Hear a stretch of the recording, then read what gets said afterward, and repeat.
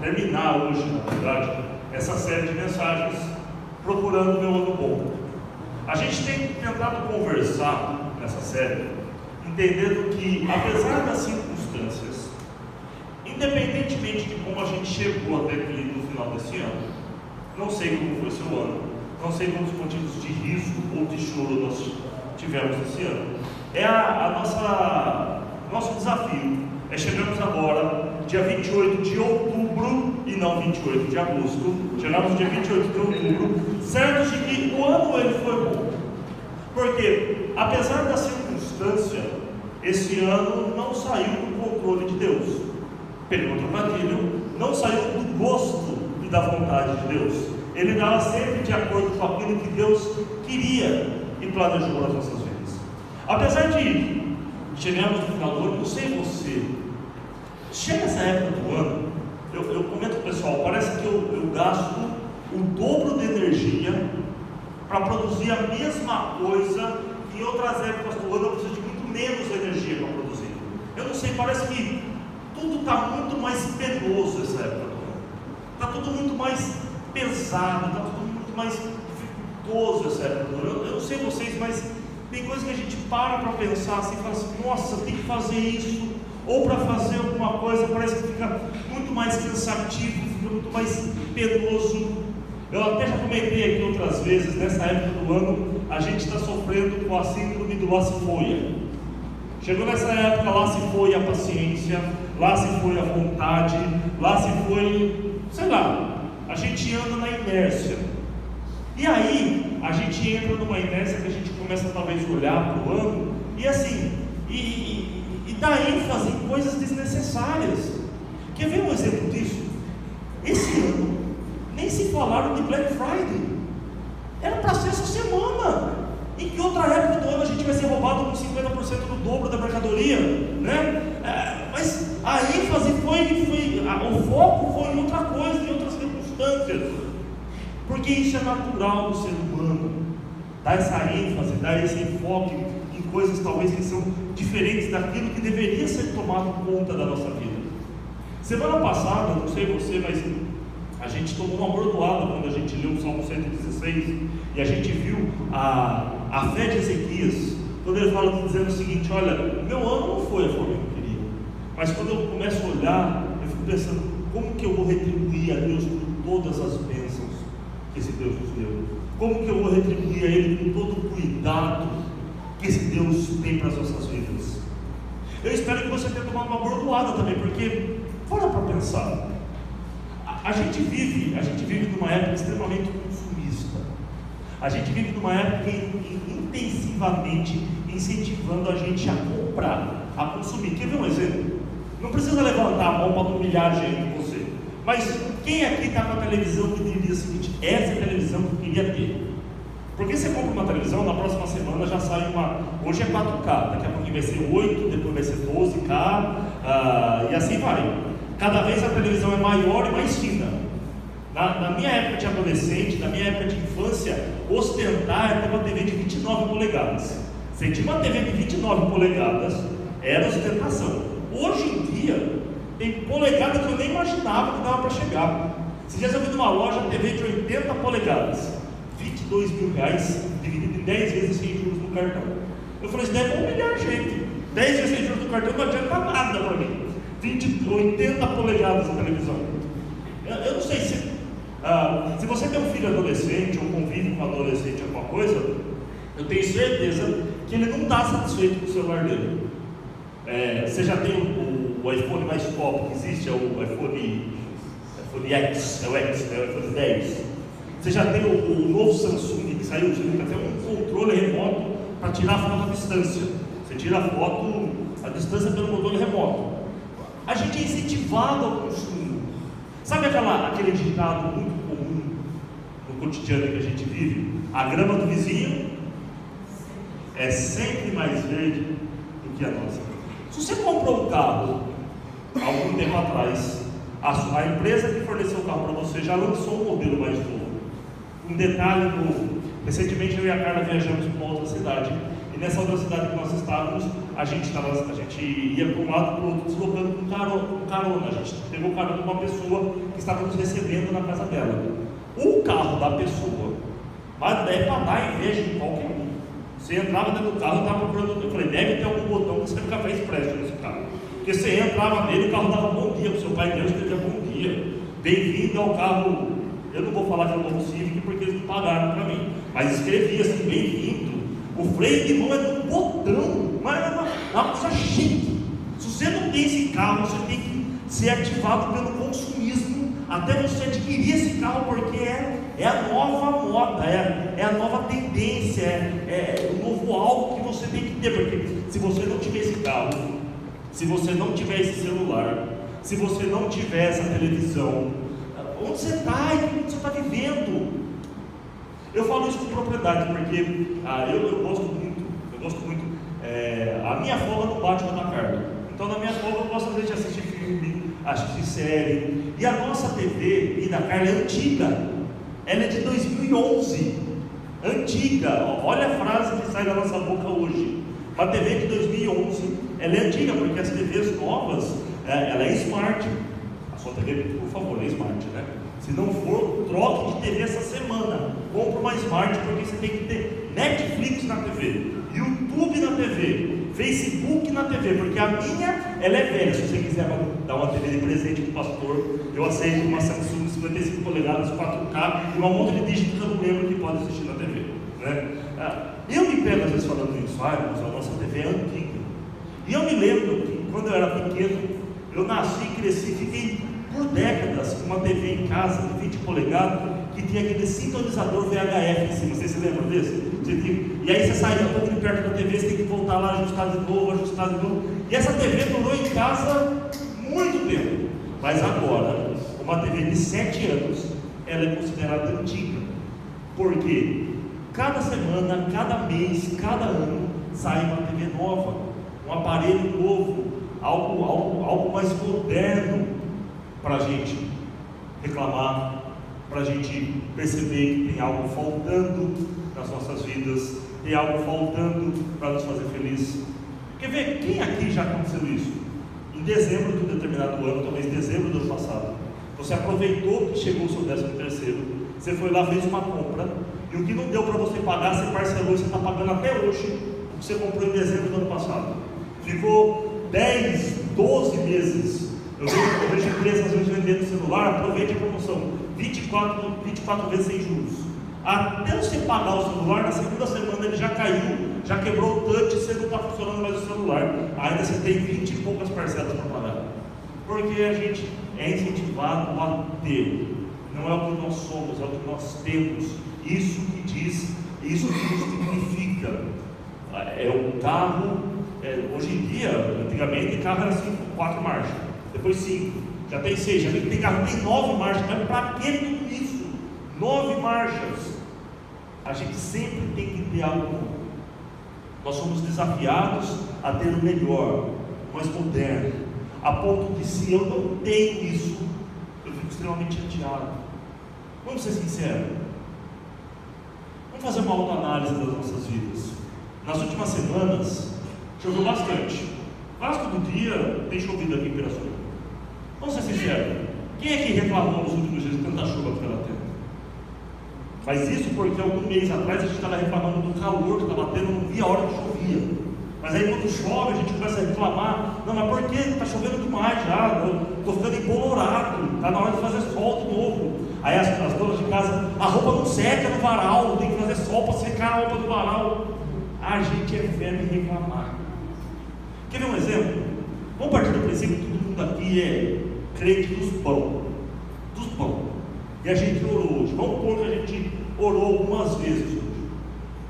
Nas nossas orações, quanto tempo a gente gastou na oração pedindo alguma coisa para Deus? Porque em tese aquilo que a gente está pedindo é algo que possivelmente a gente não tem. E quanto tempo da nossa oração a gente gastou agradecendo a Deus por alguma coisa que nós temos? Ezequias semana passada falou assim: eu tive um ano quase morri, mas eu reconheço Deus e eu começo a perguntar: o que eu faço para agradecer todas as bênçãos que esse Deus tem nos dado?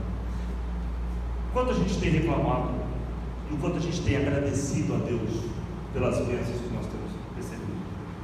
O quanto a gente tem reclamado, e a nossa reclamação vem de muito antes. Se você teve uma mãe no mínimo parecida com a minha, ou alguma cuidadora no mínimo parecida com a minha, já aconteceu com você, certeza, de alguém colocar o prato de comida na sua frente, você fala assim, como adolescente, criança, eu não gosto dessa comida.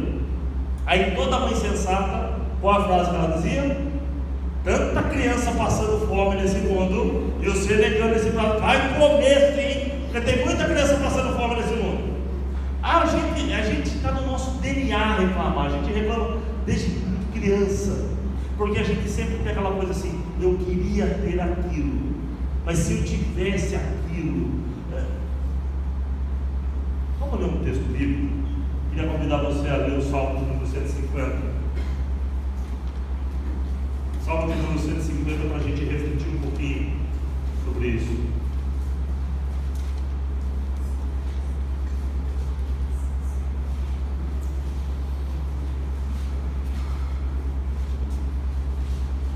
Salmo 150, pode abrir sua Bíblia, ligar sua Bíblia no smartphone, no celular, no tablet.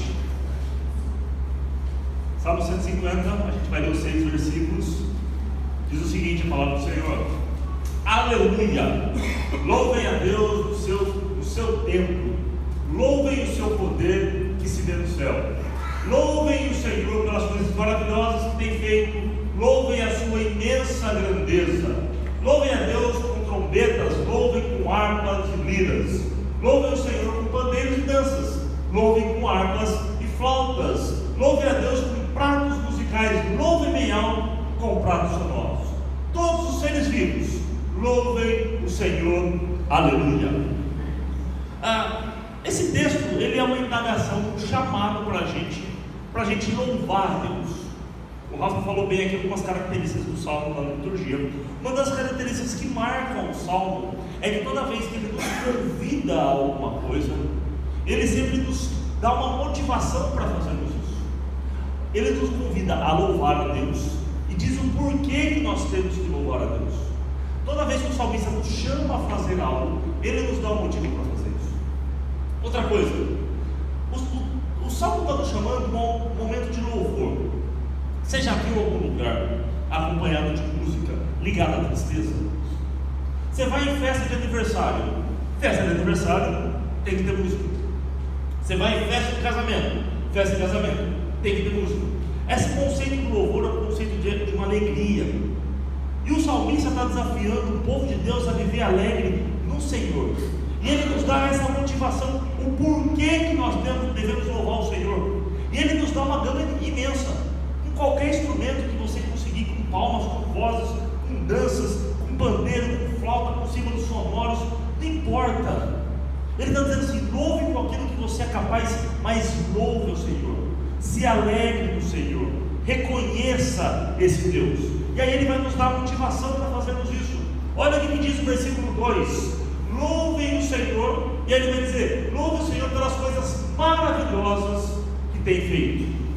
Louve o Senhor reconhecendo as coisas que Deus fez, e aí ele nos dá uma inversão de prioridade, uma inversão de foco nas nossas vidas, porque via de regra a gente tem o foco naquilo que nos falta. O salmista está falando assim, não, agradeça a Deus por aquilo que Ele tem feito, agradeça a Deus por aquilo que Ele nos dá.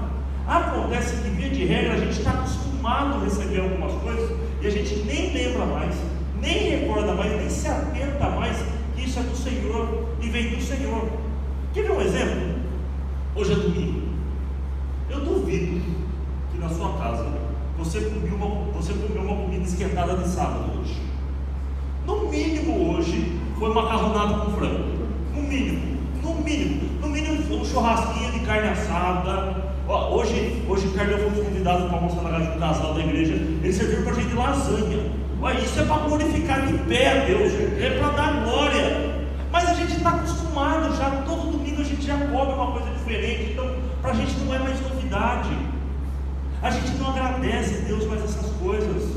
A oração do Pai Nosso nos ensina, Senhor, na oração pedir, o pão nosso de cada dia nos dai hoje. É o conceito de que o meu sustento depende do Senhor. Talvez você fale assim, mas pastor, eu oro agradecendo a Deus pelo alimento todo dia antes de almoçar ou antes de jantar. Mas a gente faz isso sinceramente ou já faz isso com piloto automático, porque a gente está acostumado a fazer isso todo dia? Aquela coisa, a gente senta para almoçar, sempre tem um esfomeado que bota a primeira garfada da comida na boca e você fala, começou a comer, vai orar primeiro. Começou, você comeu, então a gente ora pelo que a gente vai comer e pelo que você já comeu. Então vamos orar agradecendo. Às vezes isso se torna uma rotina, a gente nem agradece e muitas vezes nem reconhece mais a Deus por isso. Esses dias que choveu bastante. Você tomou chuva por causa disso? Enquanto você dormia, chovia onde você estava?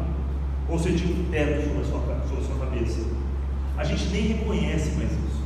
Eu me lembro que quando eu namorava a Carla, eu morava num quarto que ficava no fundo do arquivo morto de um hotel. Isso não é para ter pena, é para dar graças a Deus. Eu não pagava, morava lá de graça, era uma beleza. Morava no fundo desse arquivo morto, era uma suíte que tinha lá. Um belo dia, frio, julho, aquelas chuvas repentinas de julho, estava dormindo à noite, e aí eu descobri com aquela chuva que tinha uma telha quebrada em cima do meu quarto, começou a gotejar. Eu não sei porque a cabeça é grande, mas começou a gotejar na minha cabeça, começou a chover umas gotas na minha cabeça. Que transtorno, 3 horas da manhã, aquela gota gelada caindo na cabeça. Aí eu acordei, empurrei a cama, deixei ela meio de esqueio, assim, porque tinha outro lugar que estava com goteira também. Que transtorno! Puxa, a gente só dá valor quando essas coisas acontecem. Mas que transtorno isso, e aquela gota caindo na minha cabeça. Imagina alguém tendo que dormir na chuva. A gente já não agradece a Deus mais por ter um teto sobre a nossa cabeça. Alguém quando sair daqui hoje vai ter um lugar para dormir, uma cama, um travesseiro. Eu duvido que você vai dormir sobre uma pedra, mas a gente vai ter uma cama, um travesseiro, e a gente já não agradece a Deus mais por isso. Quer ver algo que a gente não agradece a Deus, mas vai ficar todo mundo com vontade agora? Vou beber um gole d'água na frente de todo mundo para vocês ficarem com vontade. Vai dizer que vão estar com sede agora, fica vendo. A gente não agradece mais a Deus por isso, porque é água. Eu abro a torneira, sai. Se eu quiser ir no mercado, e pouco eu compro água gaseificada até. A gente esquece de agradecer ao Senhor. A gente é bom para reclamar daquilo que nós não temos. O salmista está dizendo assim: louve a Deus pelas coisas maravilhosas que Ele tem feito. É um chamado para a gente reconhecer tudo aquilo que nós temos recebido de Deus, tudo aquilo que Deus tem nos dado. Tem um hino que a gente canta aqui na igreja, e ele é fantástico. Ele diz o seguinte: conte as bênçãos, diz em cantação, e ficará surpreso ao ver o quanto você tem recebido da divina mão. A gente não conta, a gente só conta o que nos, em tese, está faltando. A gente tem dificuldade de reconhecer o quanto Deus tem nos dado. Talvez o seu ano tenha sido difícil, eu não estou dizendo que não, mas vai dizer que no passar dos dias a gente não tem nada para agradecer desse Deus que tem nos sustentado, desse Deus que tem nos fortalecido, desse Deus que tem nos levantado. O salmista está dizendo: louve a Deus pelas coisas maravilhosas que Ele tem feito. Mas o texto continua, ele vai dizer o seguinte: louve a Deus também pela sua imensa grandeza. A gente cantou um cântico aqui dizendo assim: porque dele, por meio dele e para ele são todas as coisas. Esse texto é tirado de um texto que Paulo está dizendo assim: quem inventou a mente do Senhor? Quem foi que lhe deu as ideias para fazer essas coisas? Ninguém pode compreender a mente do Senhor. Ontem nós estávamos sentados no casamento, algumas pessoas assim, discutindo se Deus é mais soberano ou se Deus é mais amoroso. E aí, não, Ele é mais soberano, não, Ele é mais amoroso. Aí tinha um pessoal na mesa discutindo, um pessoal não entendendo nada, até a gente que estava discutindo tem hora que não entendia nada, já não entendia mais que ponto estava defendendo, ou que ponto estava sendo contrário. Isso mostra assim, esse Deus não cabe na nossa cabeça. A gente não consegue compreender a totalidade desse Deus. Quer ver uma coisa doida sobre esse Deus? A Bíblia fala pelo menos 3 atributos que só cabem a esse Deus. Ele é onipresente, onisciente e onipotente. Um Deus onipresente significa que Ele está em todos os lugares ao mesmo tempo. Mas todos os lugares ao mesmo tempo não significa em todos os lugares do mundo, do dia 28 às 8h22. Mas significa que no ontem Deus está ali, no hoje Deus está, E no amanhã, que a gente não faz a mínima ideia do que vai acontecer, Deus já está ali, onipresente. Um Deus onisciente, um Deus que sabe todas as coisas. A gente ficou sabendo agora de pouco o resultado das eleições. Muita gente estava temerosa por isso. Será que vai dar o meu candidato ou não vai dar o meu candidato? Diante de todo esse temor, muito antes de tudo isso acontecer, Deus já sabia. A gente agora mudou a expectativa. Como vai ser agora o governo a partir de janeiro de 2019? Deus já sabe, porque além de onisciente, Ele já está lá. E um Deus onipotente, um Deus que pode todas as coisas. A gente vem conversando aqui nessa série de mensagens sobre o nosso ano bom. Primeiro domingo a gente falou justamente isso. Um Deus que é onisciente, um Deus que é onipresente, um Deus que é onipotente, Ele não tem compromisso com os nossos sonhos, com os nossos projetos. Ele tem compromisso com os sonhos dEle, com o projeto dEle para a nossa vida, porque Ele é grandioso e Ele sabe o que é melhor para a gente. E foi justamente isso que a gente conversou no segundo domingo. O melhor de Deus nem sempre é o mais gostoso para a gente, mas é o melhor que Ele tem preparado para aqueles que o amam. E às vezes esse melhor de Deus tem um sabor amargo. O salmista está dizendo o seguinte: louve a Deus até quando você não entende esse Deus. Louve a Deus até quando você não compreende esse Deus agindo. Mais do que isso, louve a Deus até quando você não vê esse Deus agindo. Conta a história que o pastor chegou na igreja e falou: irmãos, quem quer dar um testemunho aqui? Está aberto, você quer dar um testemunho? Aí levantou o irmãozinho e falou: eu quero testemunhar. E aí o irmãozinho chegou assim: ó, eu quero testemunhar porque eu estava vindo para a igreja de moto, e numa curva, 2 quarteirões antes da igreja, eu fiz uma curva de uma pedra na rua, a moto passou em cima da pedra, eu perdi o controle da moto e caí. Mas eu quero louvar a Deus porque eu estou aqui, os irmãos podem ver, eu não machuquei, a moto está inteira, e o pessoal, puxa vida, graças a Deus. Aí o pastor falou: mais alguém? Aí o segundo irmão falou: eu também quero testemunhar. Aí esse irmão veio para frente e falou: eu também estava vindo para a igreja de moto. Pastor, e aí? E aí que eu saí de casa, cheguei aqui, não aconteceu nada. Eu não caí, não teve pedra, não teve nada, e eu quero louvar a Deus por isso. Aí o pessoal, mas não aconteceu nada. Ele falou: então, pode ser que tinha um bêbado vindo da minha direção, Deus segurou esse cara lá atrás, ele não ia parar no páreo. Pode ser que tinha uma pedra no caminho, um pedestre passando ali, tirou aquela pedra antes de eu passar. Eu nem sei o que Deus fez, eu sei que Deus me protegeu, e eu cheguei aqui sem nada acontecer comigo. Por eu não ter sabido nem como Deus agiu, eu quero agradecer e quero louvar o nome dele. Você já parou para pensar quantas coisas Deus já nos livrou que a gente nem sabe? A gente não tem nem ideia de que Deus está agindo nas nossas vidas, no meio de nós ou através de nós. Só me diz o seguinte: você não entende a Deus, você não compreende a Deus, você não consegue. Ótimo, louve a Deus pela sua imensa grandeza. Primeiro ele fala: reconheça tudo aquilo que Deus tem te dado. Segundo, reconheça aquilo que Deus é. Reconheça quem Deus é. Deus é grande, Deus é digno de ser louvado, Deus é majestoso. E o salmista nos chama: louve a Deus por isso. E aí o salmista chega até um ponto que ele vai dizer assim: então louve a Deus. Ele vai dar uma lista de instrumentos, de formas para a gente louvar a Deus. Mas chega no versículo 6, ele diz o seguinte: todos os seres vivos louvem o Senhor, aleluia. Esse texto, na verdade, ele faz eco com outros textos da Bíblia. O Salmo 19 diz o seguinte: os céus proclamam a glória de Deus, o firmamento anuncia as obras de sua mão.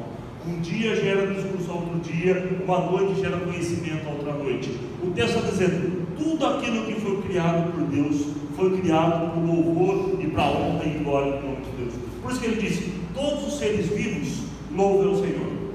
Mas quando a gente se aprofunda um pouco mais nesse texto, e vai um pouco mais a fundo do que esse texto está querendo dizer, o Salmo 150, versículo 6, depois ele ter dito o seguinte: você louva a Deus por tudo aquilo que Ele te deu, você louva a Deus por tudo aquilo que Deus é. Ele vai terminar dizendo o seguinte: o simples fato de você estar vivo é um motivo para você louvar a Deus.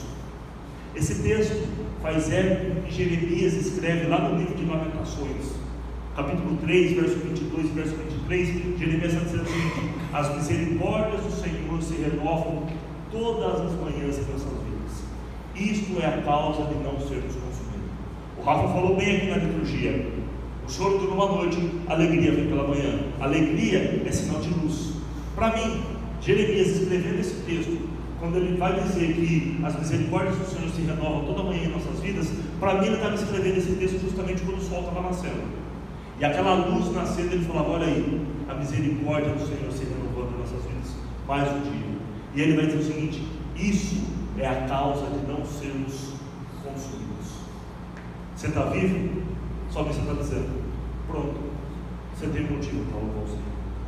A gente, vamos ser sinceros, a gente esquece de Deus direto. Hoje mesmo, muita gente se esqueceu de Deus porque precisava ficar em casa acompanhando a apuração dos votos. Então, vamos focar no que é importante. Cultuar Deus, não. A apuração dos votos, sim. A gente esquece de Deus direto, mas se Deus se esquecesse da gente por um segundo que seja, a misericórdia dele se ausentasse das nossas vidas por um segundo que seja, ali nós seríamos consumidos. Se nós estamos vivos, se nós estamos respirando, o salmista está dizendo: pronto, você tem motivo para louvar a Deus. Você está respirando? Então louve a Deus. Reconheça que esse Deus tem sustentado. Reconheça que esse Deus, ele é suficientemente um motivo mais do que pleno para a gente louvar a Deus. Eu sei que se você puxar na sua memória, você vai ter muitos motivos para reclamar, muitas coisas para indagar. Eu não estou fazendo aqui uma defesa teológica de que você não pode mais orar para Deus fazendo petições, pedindo que Deus melhore a tua vida ou pedindo que Deus tire o teu sofrimento.